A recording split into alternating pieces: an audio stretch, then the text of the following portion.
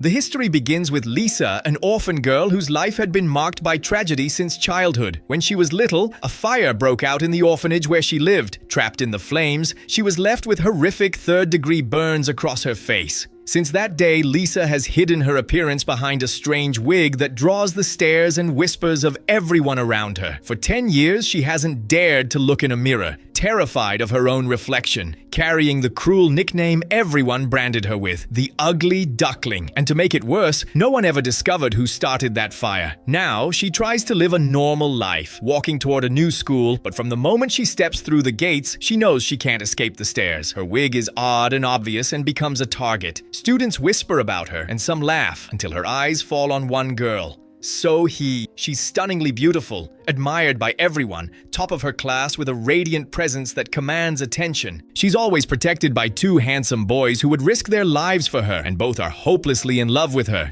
They send her mind kisses, wishing that she loves them back. And while Lisa never had a boyfriend, So-hee grew up in luxury with parents who are adored in public, even winning an award as the perfect family of the year. But behind that flawless image, So-hee's family hides a secret so dark it would shatter everything if exposed.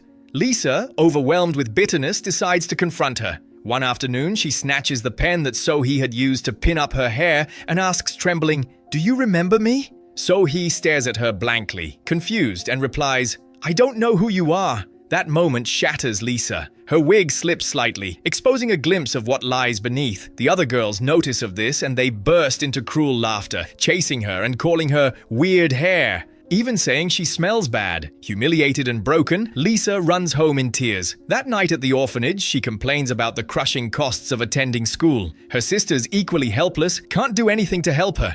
Lisa feels cornered by life itself. The next day, desperation pushes her to ask So-hee for money. But So-hee, wrapped in her perfect world, ignores her, as if she doesn't even exist. Years of pain erupt inside Lisa, and she screams in anger, demanding that people stop treating her like dirt. That's when Yong, one of So-hee's devoted protectors, steps forward, and without hesitation, he pulls out a bundle of cash, shoves it into Lisa's hands, and coldly warns her to never approach So-hee again. The crowd holds its breath, waiting to see Lisa crumble, but she doesn't back down. Instead, she throws a punch straight into Yong's face, knocking him down in front of everyone. Then she hurls the money back at him and storms towards So-hee. Standing tall before the shocked crowd, Lisa demands, "Do you think I'm some kind of beggar? I don't need your poisoned and corrupt money," shaking the perfect image of So-hee in front of everyone. Later, as she was walking through the school, the same boy from before suddenly appeared. At first, she thought he was going to bully her again, but instead he told her she had been brave. Rather than turning into another confrontation, something different happened. An unexpected sense of admiration for her began to grow inside him. Yet Lisa still kept her secret, never revealing that she was hiding beneath a wig. So-hee, disturbed by Lisa's rage, can't understand why this girl hates her so much. Days later, in a quiet alley with no one around, she decides to reveal her deepest secret. Her hands tremble as she slowly removes her wig, exposing the burned skin and scars that have haunted her life. So-hee gasps in horror, unable to believe what she's seeing. Lisa's voice shakes, but her words are sharp as knives. "This is what you left behind in the fire." And then the truth bursts out.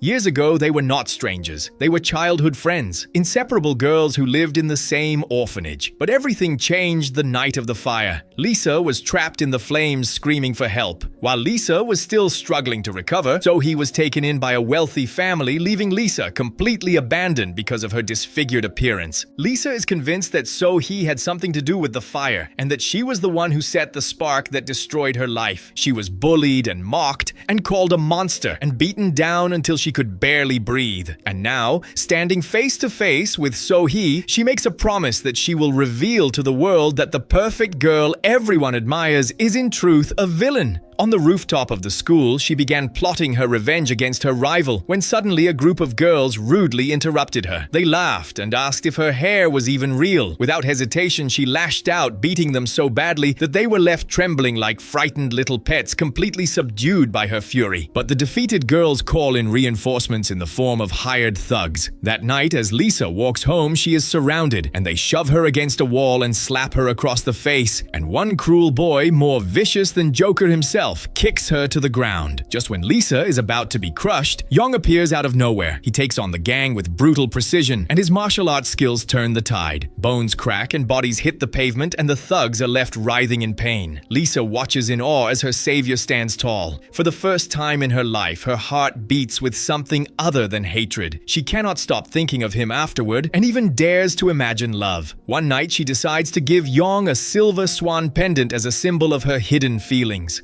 But Yong soon makes a confession that shatters her. The girl he loves is So-hee, and to him, Lisa is nothing more than a troubled, ugly duckling. Enraged, she marched straight up to So-hee and told her that the boys who always hovered around her were nothing but hypocrites. Determined to carry out her revenge, she slipped into Yong's house, unaware that So-hee had secretly followed her, wondering what she was up to. Inside, Lisa stumbled upon a carefully staged romantic setup, with flowers and balloons and everything arranged for a confession of love to So-hee. When Yong noticed Lisa's irritation, he asked bluntly if she had feelings for her friend. Lisa shot back coldly that So-hee wasn't in love with him at all, and that she couldn't care less about him. His anger flared at her words, and just then he spotted a necklace in Lisa's possession, an item that belonged to So-hee. Convinced she had stolen it, he demanded she hand it over. Lisa slips and her wig falls, and Yong sees her true face. His shock turns to cruel laughter as he mocks her as a monster. Lisa grabs a knife and in a moment of despair tries to harm herself. Yong stops her just in time, but the damage is done. The shadows of her past roar back louder than ever. So-hee, who followed her, bursts into the room just in time to see the chaos. Lisa, trembling with fury, screams at her and blames her for everything: the fire, the scars, the ruined life. Then comes the breaking point. Lisa lunges forward with the knife in her hand, aiming for So-hee's heart. At the last moment, Yong throws himself in front of her. The blade pierces his back and blood pours out as he collapses to the ground,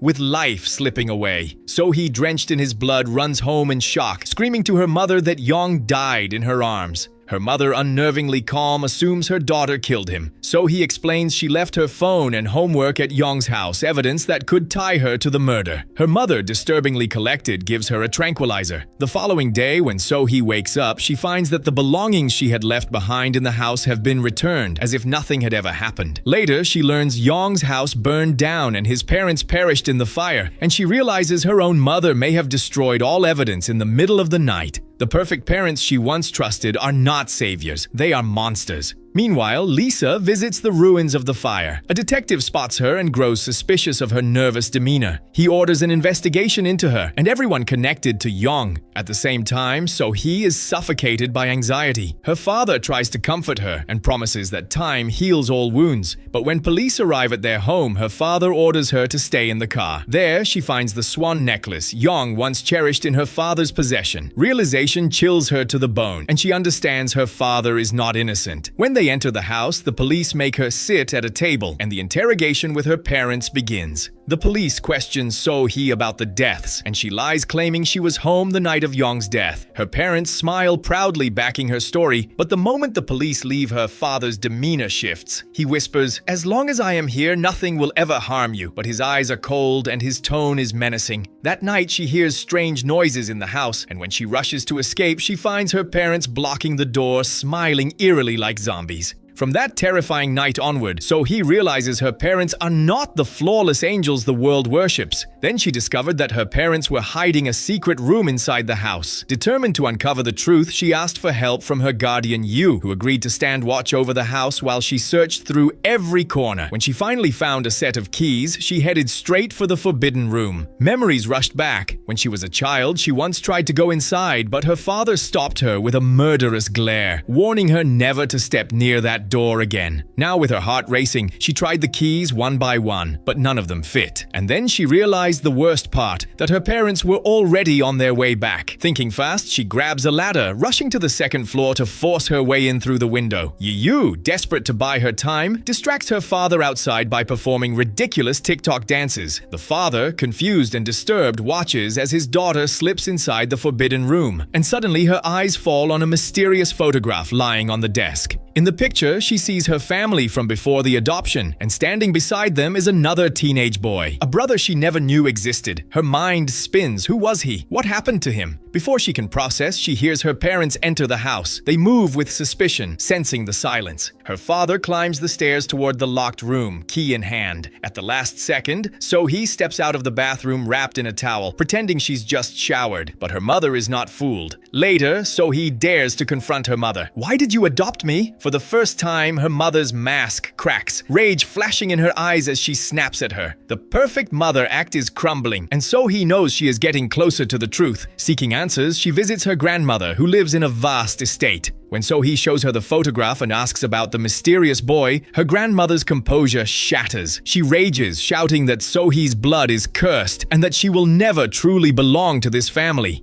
In a fit of fury, she hurls a vase to the floor, cutting So-hee's leg with the shards. Yi-yu, devoted as ever, carries her on his back, his eyes full of quiet love. For the first time, So-hee feels the warmth of someone who truly cares for her, not because of power or appearances, but because of who she is. But danger keeps closing in. Back at home, her parents snoop into her belongings, reading her private diary where she confesses her hatred for them. Meanwhile, the police begin suspecting So-hee of being tied to the crimes. Cornered, she confides in Yi-yu, whispering the truth. It was Lisa who accidentally killed Yong. Yi-yu, shocked but loyal, promises to protect her secret. Then So-hee receives a mysterious message from an unknown number. "Meet me at the school entrance." She rushes there, convinced it's Lisa. But when she arrives, no one is waiting. Across the street, she glimpses a familiar silhouette. Lisa's figure. Desperate, she runs toward her. But at that exact moment, a truck barrels down the road, aiming straight at her. At the last second, Yu dives forward, shoving her out of the way, only to be struck himself. His body slams against the ground. So-hee screams in terror, holding him as his chest rises faintly with breath. Could it have been an accident, or was it deliberate? Soon suspicion falls on her father, who is discovered to have rented a black truck identical to the one used. He claims it was stolen before he drove it, but So-hee no longer believes his excuses. Her father is planning to kill her. When she confronts him, his fury explodes. He storms into her room, smashing her belongings, demanding to know where she hid the photograph from the forbidden room. He calls her the worst daughter he's ever had, unworthy of the family name. Then So-hee threatens to report him to the police, and his answer is chilling. "If you do, I'll kill you myself." In response to this, So-hee reached out to a police officer and asks about the boy in the photo. The truth is devastating. The boy was the biological son of her parents. Years ago, he died in a mysterious fire. The puzzle pieces begin to align. So-hee was adopted not out of love, but to replace the son they lost, to maintain the perfect image of a flawless family.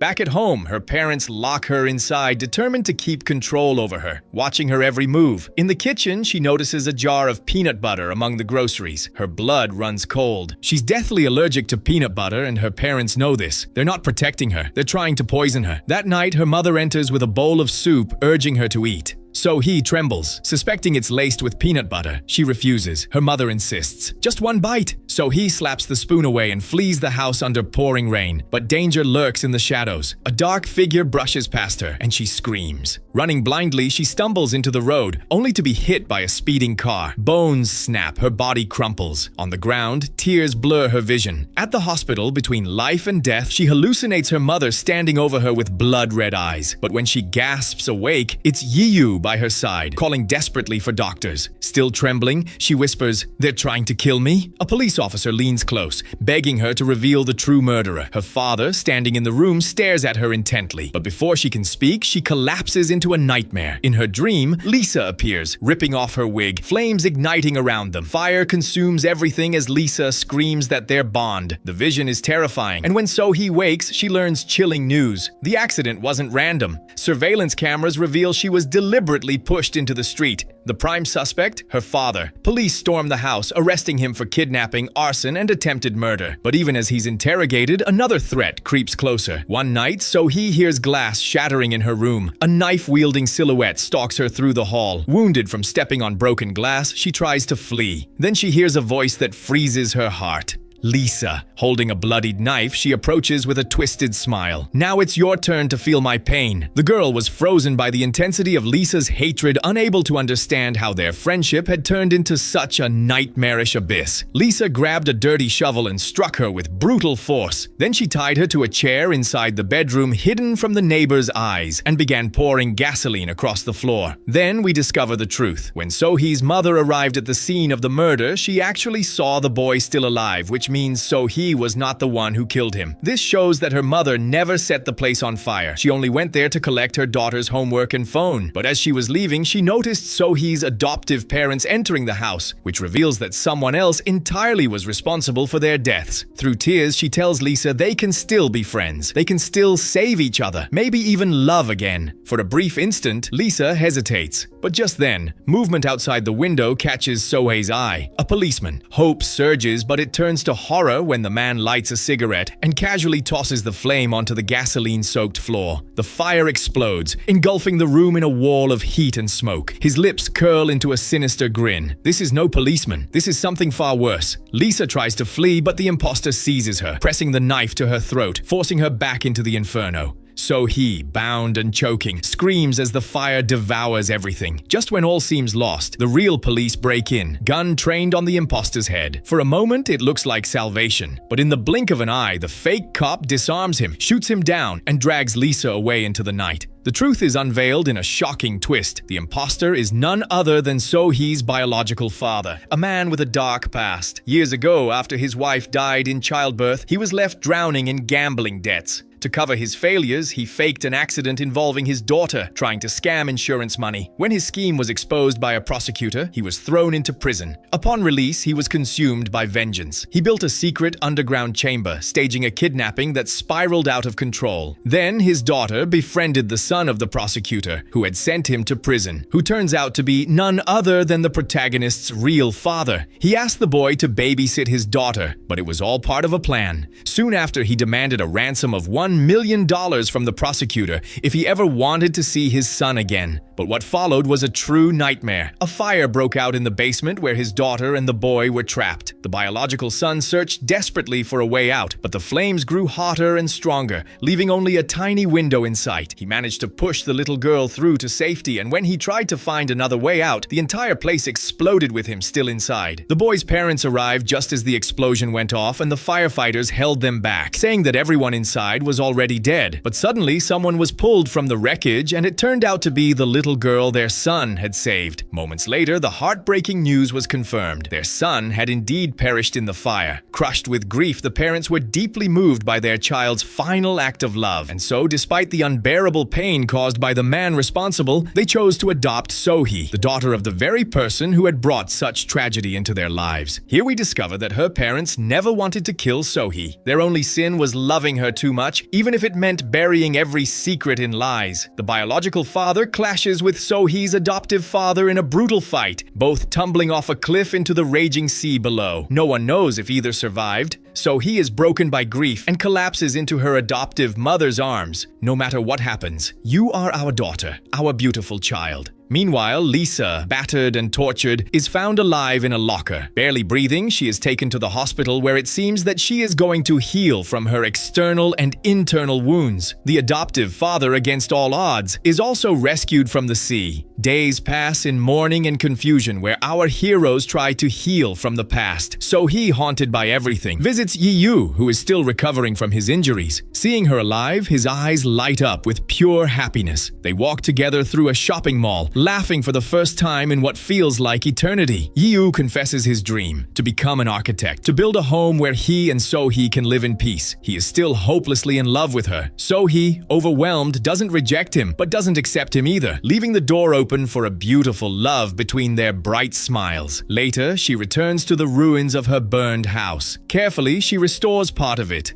Later, her adoptive parents arrived and she had prepared a cake with the words "Happy Birthday" written on it. Deep inside, she knew that their son had been the one who saved her from the fire, and the cake was truly meant for him, because today would have been his birthday if he was still alive. She then bared her soul and asked for forgiveness, believing deep down that if she had never been around, perhaps their son would still be alive. Her adoptive mother gently clasped her hand and reassured her that the bonds of their family were unbreakable, reminding her that their son was surely watching from above, proud of the path she had chosen and of the kind-hearted young woman she had become. Just when it seems healing is possible, a horrifying twist strikes. The soup she served them that night was poisoned, not by her own hands, but by her biological father. So he is paralyzed with fear. His influence over her is unbreakable. He tells her they can start a new life together, but they'll need money. He demands she open the family safe. Then So-hee tells her father that the password to open the safe is simply her birthday. It sounds like the easiest thing in the world, but no matter how many times he tries, he still can't get it right. He fumbles through dates, failing again and again, cursing himself as a worthless father who can't even remember his daughter's birth. Drunk and enraged, he finally recalls it, and the safe swings open, gold and cash glimmering inside. But as he celebrates, So-hee smiles faintly. The drink in his hand has been poisoned. Because of this, her father clutches his throat and then collapses, begging for help.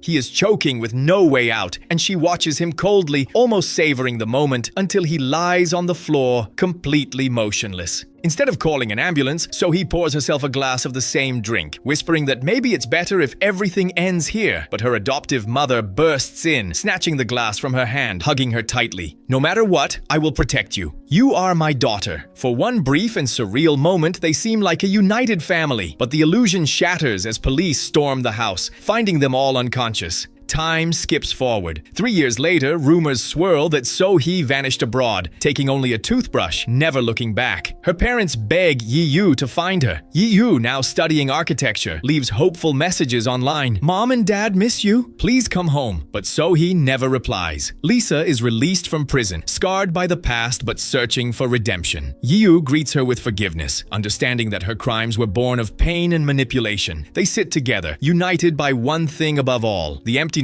left by So-hee's disappearance. Her adoptive parents still set a plate for her at dinner every night, unable to accept her absence. Then, one ordinary day, a miracle. Through the window, they see a figure walking by. It's So-hee. Her parents rush outside, eyes flooded with tears. When they see her standing before them, they can't believe it, and her father says to her with all his heart, "Come home, daughter. You are our everything." And after all the fire, blood, betrayal, and death, the story closes with a fragile reunion. A family torn apart by lies is brought back together by love. The hatred that once consumed everything is replaced with forgiveness, with healing. The scars remain, but the flame of love, though battered, refuses to die. Because in the end, even when hatred steals too much, love, the spark that never fully fades, offers a second chance.